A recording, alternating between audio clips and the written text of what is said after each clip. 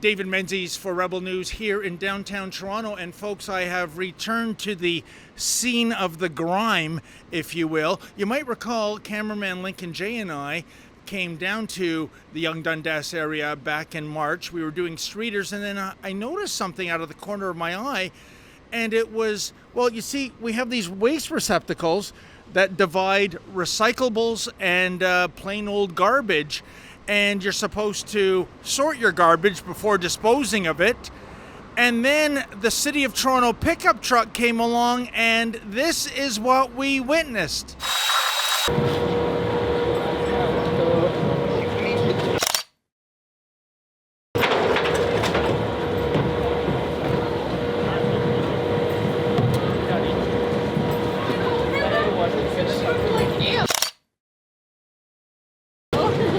Did you see that, folks?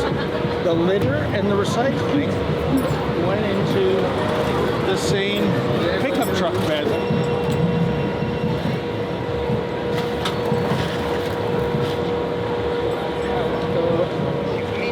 Well, that video went somewhat viral, and I gotta wonder, did that prompt the City of Toronto to rethink its waste receptacles? Because there was an announcement made that the city's going to get 1,000 new whiz-bang receptacles to replace these old dinosaurs.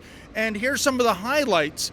A wider opening that reduces the likelihood of disposed items getting stuck, a stronger self-closing hinge, reinforcement of the frame and doors for added durability, adjustments to the locking mechanism, and the introduction of 2 garbage options per bin, which reduces the likelihood of overflows and contamination of recyclable materials. And that's the key word, contamination of recyclable materials. They want to make sure the garbage goes in the garbage bin and the recyclables go into the recyclable bin. But I pose the question, is this not a moot point? This garbage can be sorted 100% perfectly correct by the citizens of Toronto and tourists. But as you saw, when the City of Toronto pickup truck comes by, it all gets commingled, it all gets contaminated. The recyclables are mixed with the garbage. And I just say it's not going to solve this problem unless they come up with a system that separates the garbage from the recyclables. So you got to ask yourself the question, folks, why are we doing this? Why don't we just have one big garbage bin? Is it that the City of Toronto wants to make you think you're being environmentally friendly? That it just wants you to think that you're doing something good for the city? When we all know it goes all into one big garbage dump. Unbelievable. Now, we did hear back from the City of Toronto about those new whiz-bang garbage bins.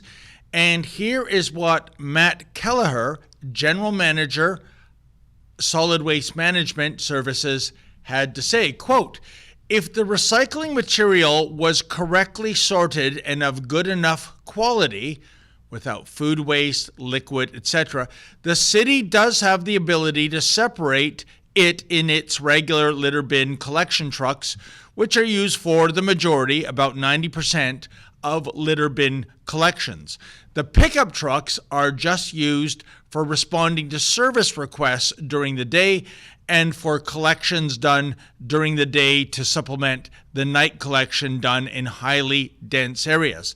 Pickup trucks are used for these collections for safety and efficiency reasons, as it is challenging to service these bins, many of which are in congested areas during the day with our larger litter bin collection trucks." Well, there you have it, folks. We will see in the months to come if these new fantastic litter and recycling bins are the bee's knees when it comes to sorting and separating the recyclables from the garbage, or if, as per usual, it's just a bunch of rubbish. For Rebel News, I'm David the Menzoid Menzies. Folks, enough with the greenwashing already. If you feel like we do, please go to our petition, nogreenreset.com. That's nogreenreset.com. Sign your name to our petition taking a stance against environmental lunacy. And if you're able to, please contribute $1 or $3 so that Rebel News can continue to bring you the other side of the story.